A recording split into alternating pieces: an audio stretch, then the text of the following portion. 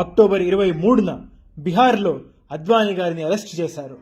1990 October 30న రామాలయ నిర్మాణానికి జరుగుతున్న ప్రచారాన్ని అడ్డుకునేందుకు అప్పటి యూపీ సీఎం ములాయం సింగ్ యాదవ్ కరసేవకులపై కాల్పులు జరపాలని ఆదేశించారు. ఈ ఘటనలో 5 కరసేవకులు తమ ప్రాణాలు కోల్పోయారు.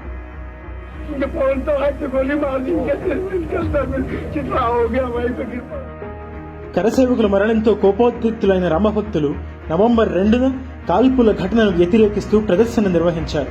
ఈ ప్రదర్శనలో సైతం వారిపై కాల్పులు జరిగాయి. ఈ కాల్పులలో 18 మంది ప్రాణాలు కోల్పోయారు. ఈ ఘటనలో కోల్కతా నుంచి వచ్చిన కొఠారి సోదరులు మరణించారు. ఈ క్రమంలో రామమందిర నిర్మాణానికి అనుకూలంగా జరుగుతున్న ప్రచారాన్ని అణచివేసేందుకు 1992లో బీజేపీ పాలిత రాష్ట్రాలలో ప్రభుత్వాలను కాంగ్రెస్ కూల్చివేసింది. అనంతరం రోజులు గడుస్తున్న కొద్దీ రామాలయ నిర్మాణం కోసం పోరాటం మరింత ఉధృతంగా మారింది.